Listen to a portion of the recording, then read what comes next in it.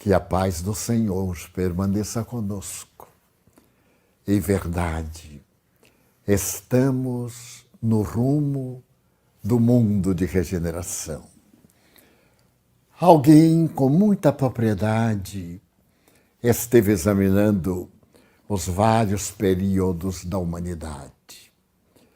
No período pré-cristão, na Antiguidade Oriental, desenvolveram-se as grandes civilizações, que foram denominadas civilizações do Levante.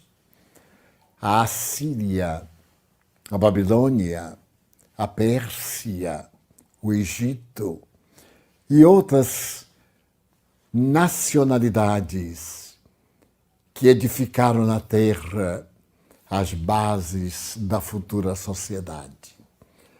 Porém, no período mais ou menos de 700 a 900 anos, essas grandes nações sucumbiram, vitimadas pelas guerras, pelas pandemias, pelos processos naturais da evolução do planeta, que sempre destrói para recompor.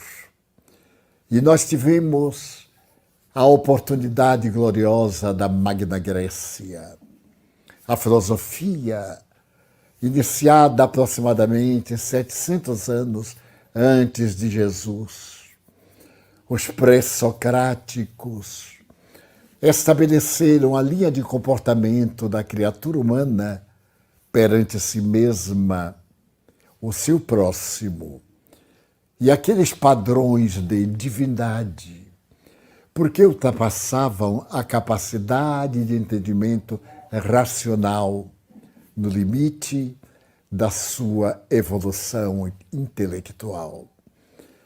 A Grécia colocou as bases da liberdade, da democracia, sonhou com os direitos humanos e procurou demonstrar em Atenas a grandeza da arte, das doutrinas básicas que constituem a razão de ser do pensamento humano. Em Esparta, a cidade-estado, a belicosidade transformou-a no país de lutas ininterruptas, em que a educação tinha por base, primeiro, fazer o homem guerreiro e a mulher servidora da pátria em qualquer circunstância. Esse sentimento de belicosidade atingiu raias de alucinação. As mulheres eram obrigadas a usar cabelos longos para, em momento de guerra, as tranças serem transformadas em cordas e defenderem as grandes muralhas espartanas. Depois veio a decadência. Com a decadência surge o Império Romano. E os estudiosos da civilização asseveram que Roma, nos seus aproximados 800 anos de dominação arbitrária, tem todas as glórias para espalhar a unidade de um idioma sobre a terra, o latim, ao tempo em que desenvolvia a força, a soberania e a manutenção das classes privilegiadas, desde o patriciado até a ralé.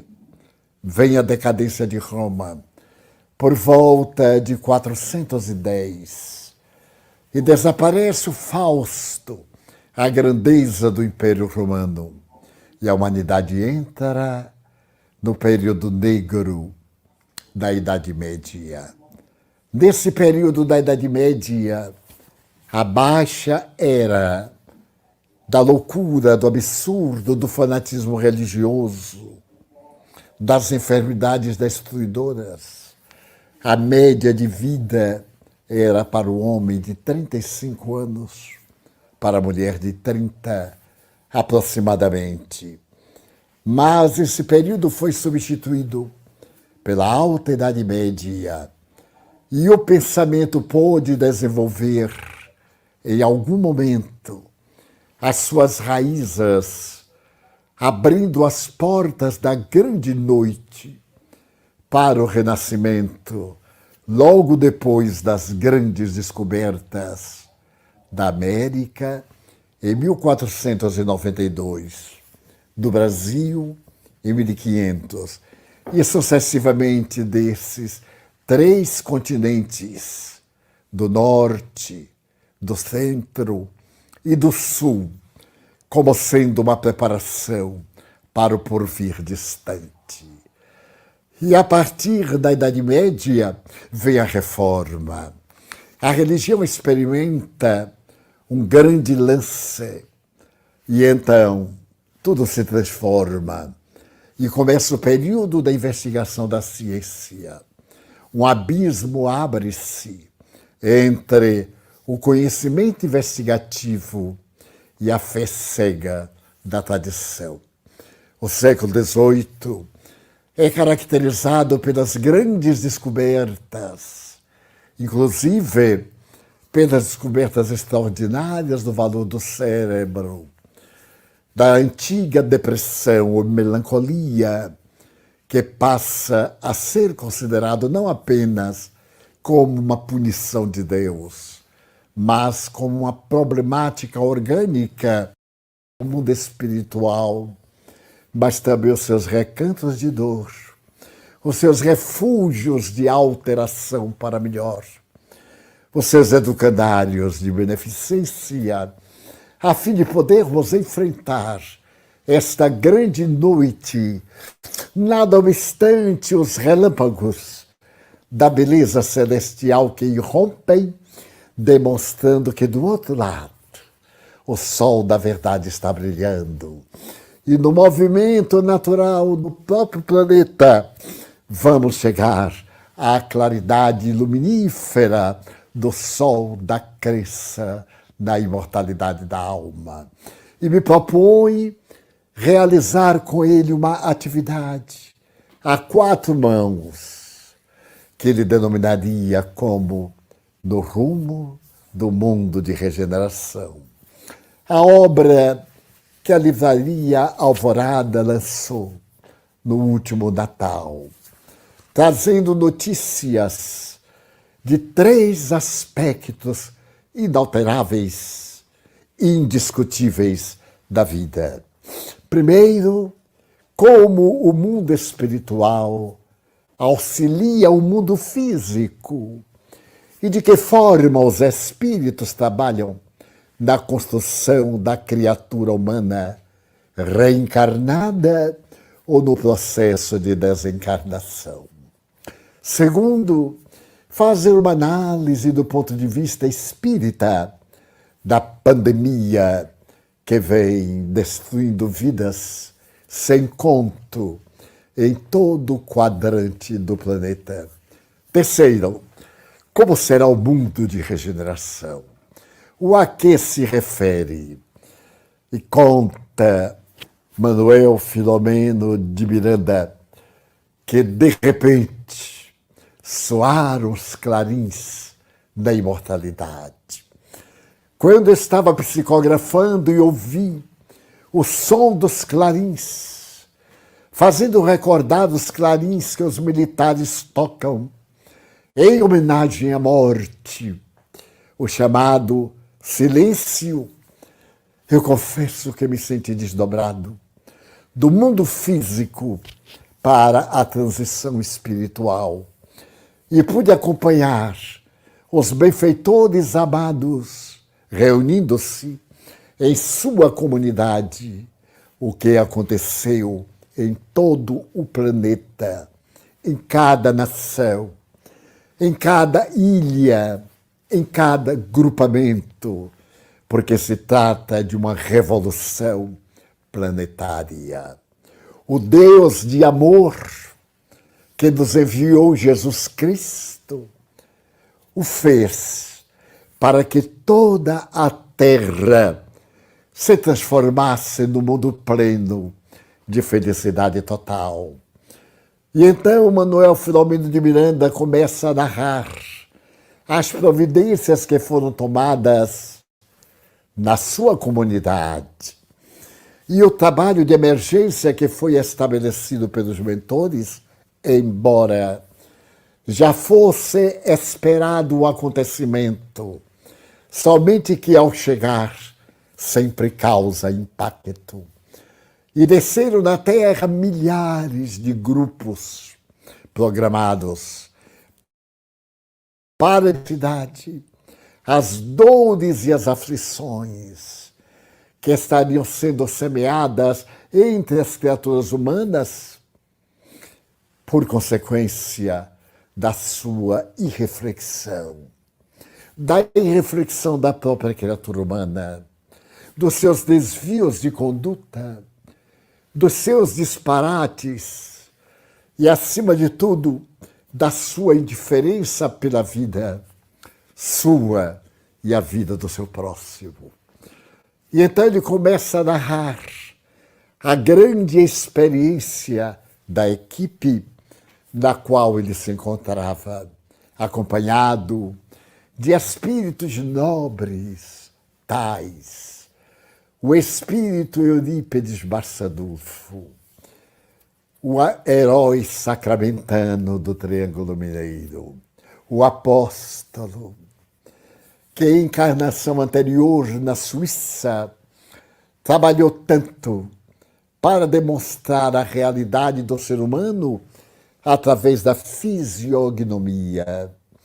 Esse mesmo que, no século I, deu a sua vida em holocausto a Jesus, na Gália Lugdunense, na cidade de Lyon, na parte superior da veneranda Lyon.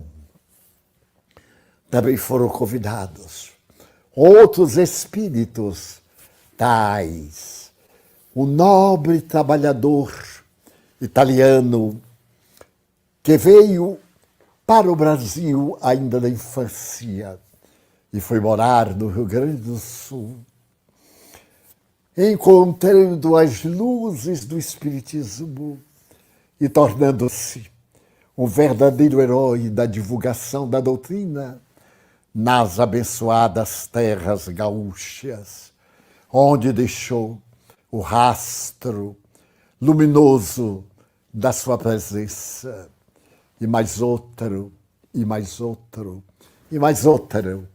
Entre esses, um microbiologista carioca que desencarnou há aproximadamente 20 anos, para poder, com os benfeitores que já trabalham na pesquisa desse vírus desesperador, apressarem a vacina já lograda, mas também ainda em fase de experiência. E procuraram na Terra um núcleo de amparo para servir-lhes de sede, para onde trariam os necessitados, para onde conduziriam aqueles visitantes do mais além, em missões especiais. E esses grupos dividiram-se no norte, no centro, no leste, no sul da nacionalidade brasileira, qual ocorreu com as demais nações da Terra. E a sua descrição do trabalho de caridade da instituição que agasalhou o grupo no qual Manuel Filomeno de Miranda exerce o papel praticamente de um repórter, procurando traduzir para nós o trabalho extraordinário e santificante daqueles que, ao seu lado, vieram para a linha de frente do socorro e da misericórdia para mostrar a grandeza da caridade. Estabelece as normas da atividade espírita na instituição. E sob o comando de Spinelli, esse anjo italiano do Rio Grande do Sul, que dirigiu a Federação Espírita do Estado, esse nobre órgão do espiritismo internacional no Brasil, as atividades de implantação do pensamento kardeciano tornam-se uma necessidade urgente para que a unidade do pensamento na prática possa constituir o retorno do psiquismo de Jesus, conforme ele prometeu, e a tradição chama a segunda volta de Jesus. Eis que ele está conosco, o mestre de Nazaré, o arrebatador das vidas em 2000 anos, formando um rebanho de almas necessitadas em restauração dos seus erros, sob a cruz misericordiosa da fraternidade. E então nós vamos ver que todos os males que sobre nós pesam, somos os criadores, mas também somos os criadores de todo o bem, das possibilidades maravilhosas que estão diante de nós. E eles, em grupo, elegem um hospital da cidade central do Brasil, próximo das praias venerandas, e começam o trabalho de socorro aos portadores de Covid. A morte ceifando, porque isso começou na viagem para o mundo terrestre, no mês de setembro, quando ainda não se ouvia falar a respeito da pandemia. E a partir de janeiro do ano passado, quando a pandemia passou a ser registrada na China, a princípio, e depois do Ano Novo Chinês, que muitos indivíduos levaram o vírus para diferentes partes do mundo, porque é o momento que a veneranda China reúne todos os seus filhos, mesmo aqueles que estão distantes, à semelhança do que acontece em Meca. Todos vão homenagear as tradições, as dinastias, os venerandos trabalhadores do passado que deixaram mais de 8.000 anos de cultura, de ciência, de medicina ancestral, de sabedoria, e no momento, sob a visão comunista do seu regime ditatorial. E eles, naturalmente, contaminaram-se e levaram para o mundo inconscientemente, porque estava dentro das leis a necessidade desse processo depurativo. Então nós vemos os benfeitores espirituais utilizando-se da faculdade de um jovem chamado Cláudio, portador de alta potência magnética, transpasses curadores, porque o Espiritismo também tem a sua especializada terapêutica, frutificando a água, sustentando aquelas vidas em asfixia, com os pulmões tomados e o coração sem ritmo, ou devorados por doenças outras que já lhes eram familiares, e a pandemia acelerou, levando-os pelos braços da morte. Mas concomitantemente, Filomeno de Miranda demonstrou este movimento que Kardec, ao perguntar aos espíritos se eles interferiam em nossas vidas, respondeu dizendo que muito mais do que pensamos, a ponto de serem eles que nos conduzem. Então nós vimos excelentes casos de obsessão. As técnicas de espíritos perversos que se sediam nas regiões infernais, entre aspas, transitórias, umbralinas do planeta terrestre, especialmente agora em relação ao Brasil. E vão visitar a grande comunidade em que a Rainha Santa Isabel visita semanalmente para retirar daquela situação deplorável de abandono as almas aflitas em arrependimento. Eu me lembro que, no período em que fui católico, participava das comemorações do mês de maio em homenagem à Mãe Santíssima da Humanidade. E há uma tradição na Igreja Católica Apostólica Romana de que na noite de 31 de maio, a Senhora dos Anjos descia às regiões infernais com seu escapulário e fazia que esse escapulário descesse às furnas, às geenas, e aqueles espíritos desesperados que o segurassem eram retirados numa espécie de sursi, conforme as leis aqui o fazem em relação ao Natal e aos prisioneiros. A misericórdia do amor de mãe também o fazia.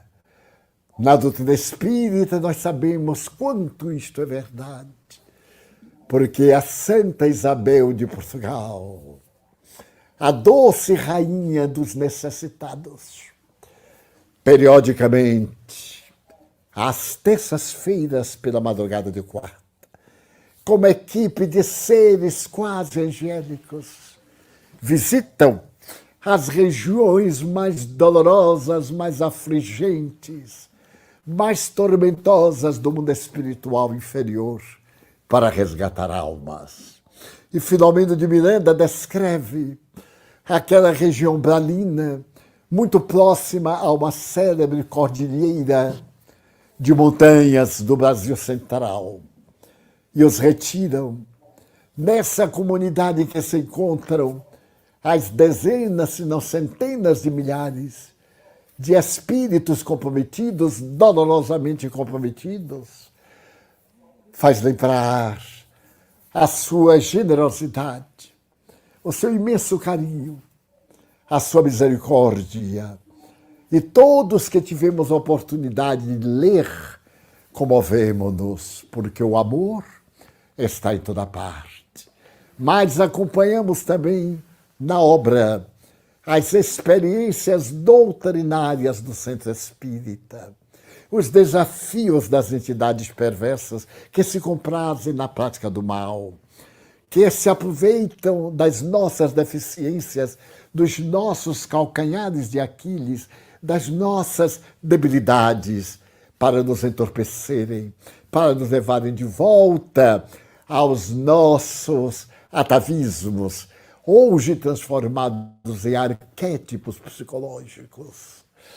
E então tomarmos esses espíritos que se comprazem nas obsessões e que se auto-intitulam como os justiceiros, aquelas vítimas da Inquisição, aquelas vítimas da expulsão dos mouros da Europa, dos judeus, dos árabes em geral, da calamidade, por fim, das terras espanholas e portuguesas, da tragédia de todos os perseguidos, os anões, que a tradição religiosa consideravam endemoniados, anões, gatos, na ignorância terrível que o próprio Papa fez proclamar um edito dizendo que os gatos eram portadores de demônios, e a caça aos gatos se tornou calamitosa na Idade Média, facilitando que as pulgas dos ratos transformassem o mundo na grande epidemia, na peste negra. Então, Manuel Filomeno de Miranda nos traz informações de alto calibre doutrinário para nossas humildes e venerandas instituições espíritas, a prática da caridade, das reuniões mediúnicas, que são uma ponte entre a terra e o mundo espiritual, dos sacrifícios dos médiuns, dos seus testemunhos silenciosos ou públicos, das injúrias e amarguras que se derivam da sua conduta muito infeliz em experiências anteriores ou nesta própria existência.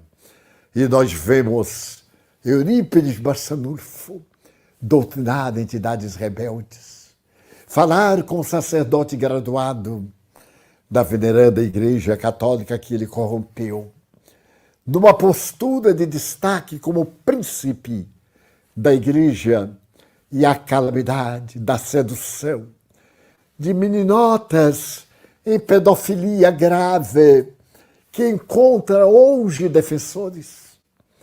Como podemos considerar uma criança nas mãos bárbaras de um depravado como sendo o fenômeno normal da sexualidade, da função sexual? Isto que é de natureza profundamente perturbadora, degeneração emocional, transtorno psíquico profundo, estado degenerativo que caracteriza os homicidas seriais, estuprar, matar, realizar o ato sexual em um aspecto necrofílico, com os cadáveres, e levar à morte crianças inocentes que não têm a menor ideia da perversidade, da atrocidade praticada por esses indivíduos ainda felizmente considerados degenerados, que em alguns lugares são castrados quimicamente para poderem aprender a respeitar a vida, e noutros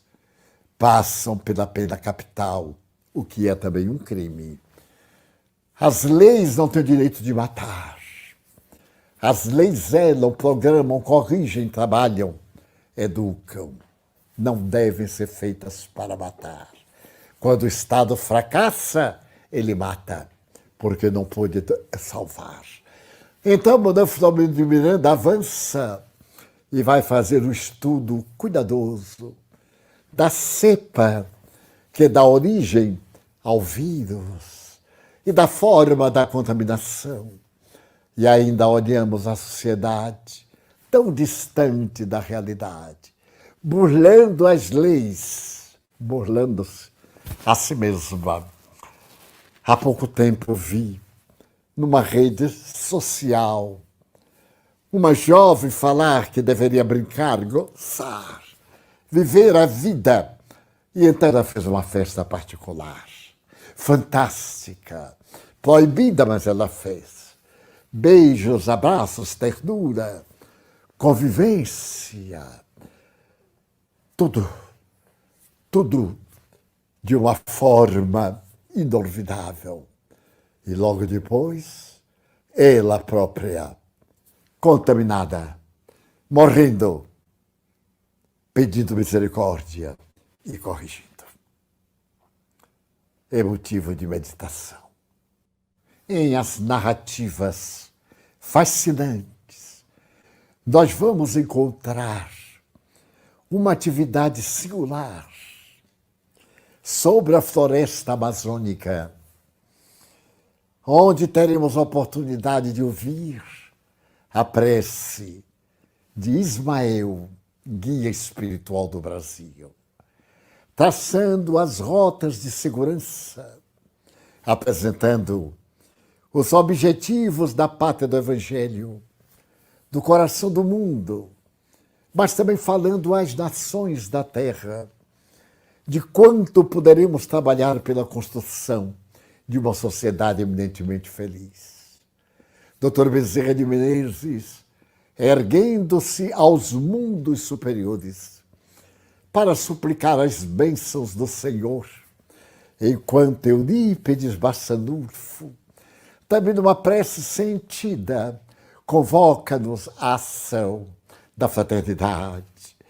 E agora vamos ver o momento do mundo de regeneração, o transportar das regiões infelizes para outra dimensão, daquele local que irá receber os maus, que não tiveram oportunidade de evoluir na Terra e que serão trasladados a mundo inferior, como nos diz a Gênese, como nos fala o Evangelho.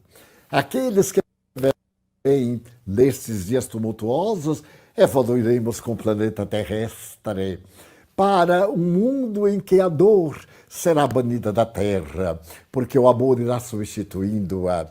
Então, Filomeno de Miranda nos mostra como os benfeitores estão trabalhando este mundo e que se está aproximando de nós. E a obra prossegue gloriosa, rica de bênçãos, convidando-nos a entender as tarefas do Evangelho da busca da plenitude. Muito obrigado, irmãos queridos.